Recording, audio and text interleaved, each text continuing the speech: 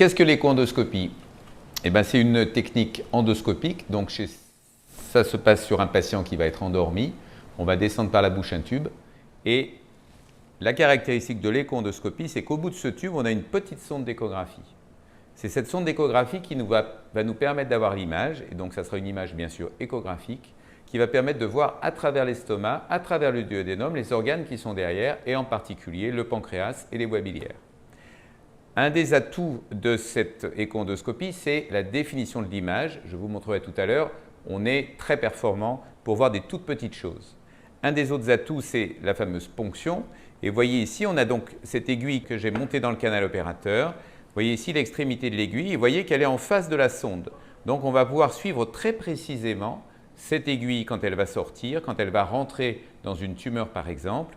Et ça va nous permettre de faire un prélèvement pour connaître la nature de la tumeur. Vous voyez ici l'aiguille qui est en train de sortir et vous comprenez qu'on peut la suivre très clairement sous échographie et la mettre très précisément sur des endroits. Donc vous voyez l'image que l'on peut obtenir, c'est par exemple chez cette patiente qui avait cette tumeur, vous voyez cette sorte de grosse boule un peu grise.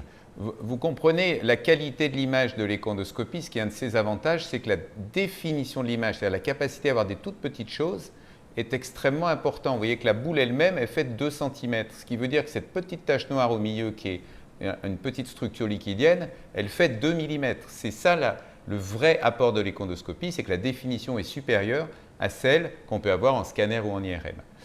L'autre avantage, c'est qu'on va pouvoir utiliser le canal qui est à l'intérieur de l'écho-endoscope pour introduire la longue aiguille que je vous ai montrée tout à l'heure, qui va rentrer du coup dans cette tumeur et qui va permettre de faire un prélèvement pour connaître la nature exacte de la tumeur. Dernière chose, on a la possibilité également d'utiliser un produit de contraste comme en scanner ou en IRM qui va nous donner une imagerie de la vascularisation des tumeurs. Donc là, le produit de contraste a été injecté. Vous voyez qu'on voit arriver ces petites taches blanches dans la tumeur qui se remplissent progressivement totalement de blanc, ce qui veut dire qu'on est en face d'une tumeur qui est très vascularisée, ce qui est plutôt un critère de bénignité ou de tumeur à potentiel malin, mais pas de vrai cancer. Donc vous avez compris que l'écho-endoscopie permet de voir à travers la paroi. L'endoscopie, on regarde à l'intérieur. C'est un examen qui va donc être complémentaire de l'endoscopie, mais également du scanner et de l'IRM qui ont un champ beaucoup plus large et qui voient en fait beaucoup plus en profondeur. L'écho-endoscopie, ça s'adresse à des petites lésions proches du tube digestif, en particulier le pancréas, les voies biliaires, mais également d'autres tumeurs qui vont être situées autour, comme des ganglions par exemple.